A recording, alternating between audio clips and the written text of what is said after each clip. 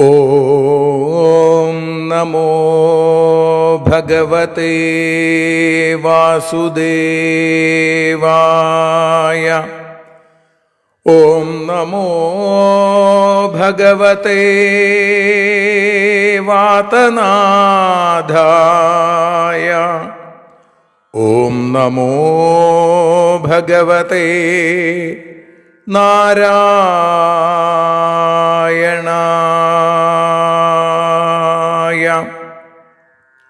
ഏവർക്കും നാരായണീയ മധുരം ആസ്വദിക്കാൻ ഒരിക്കൽ കൂടി സ്വാഗതം.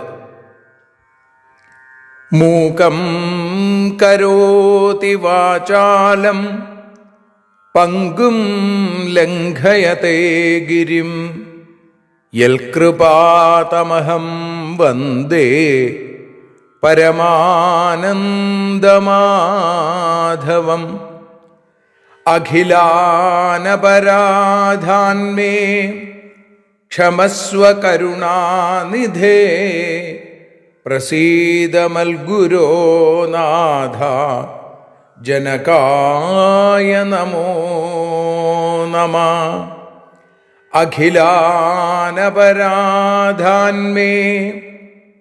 ക്ഷമസ്വ കരുണാംബുധേ പ്രസീദ മൽപ്രിയേ നാഥേ മാതൃരൂപേ നമോസ്തുതേ. സദാശിവസമാരംഭാം ശങ്കരാചാര്യമധ്യമാം അസ്മദാചാര്യപര്യന്താം വന്ദേ ഗുരുപരമ്പരാം. നാരായണീയത്തെ പറഞ്ഞിടുമ്പോൾ നാരായണാഖ്യനെ നമിച്ചിടുന്നു. നാരായണൻ വായുപുരത്തിലീശൻ നാവിൽ നിറഞ്ഞെന്നെ തുണച്ചിടേണേ. മോക്ഷക്കടൽ ഭാഗവതം പ്രസിദ്ധം മെല്ലെ കടഞ്ഞു നവനീതമഹോ ലഭിച്ചു. മന്നിൽ നരന്നു ഹരിഭക്തി ലഭിക്കുവാനായി മേൽപുത്തൂരേക്ക് സദയം ശുഭ സ്തോത്രകാവ്യം.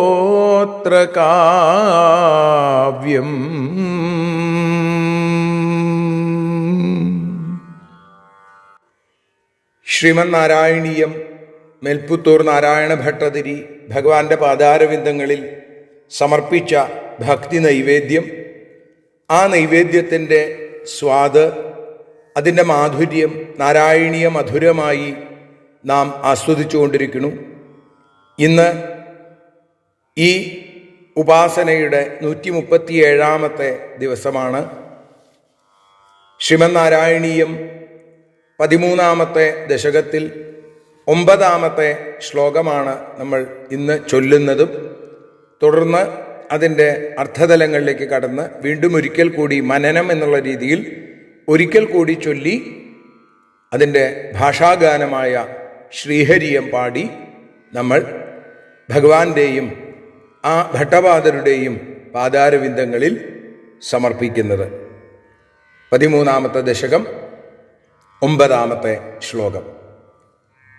ത്വചിച്ഛന്ദോ രോമസ്വപി കുശഗണശ്ചക്ഷുഷി ഘൃതം ചതുർഹോതാരോഘ്രൗ സൃഗപി വദനേ ചോദര ഇടാ ഗ്രഹാജിഹ്വായാം തേ പരപുരുഷ കർണേ ച ചമസാ വിഭോ സോമോ വീര്യം വരദ ഗളദേശേപ്യുപസദാ.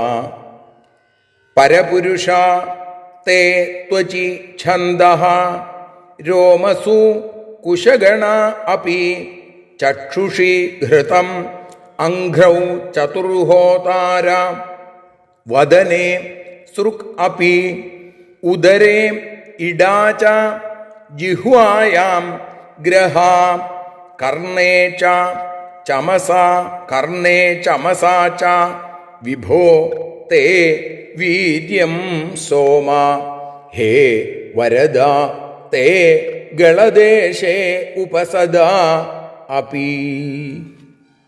ഭഗവാനെ സ്തുതിക്കണു.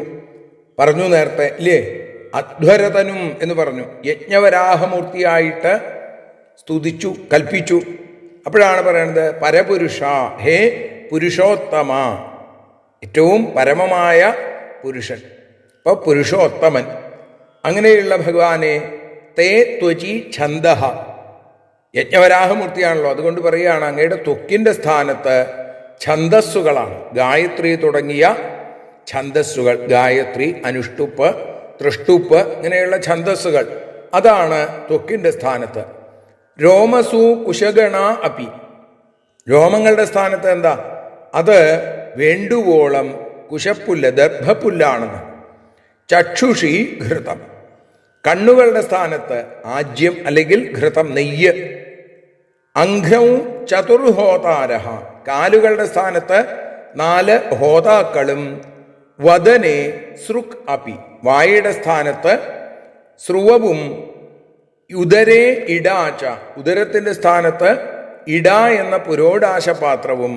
ജിഹ്വായാം ഗ്രഹ, നാവിൻ്റെ സ്ഥാനത്ത് സോമരസപാത്രങ്ങളും. കർണേ ചമസാച്ച, ചെവികളുടെ സ്ഥാനത്ത് ചമസങ്ങളുമാണ്.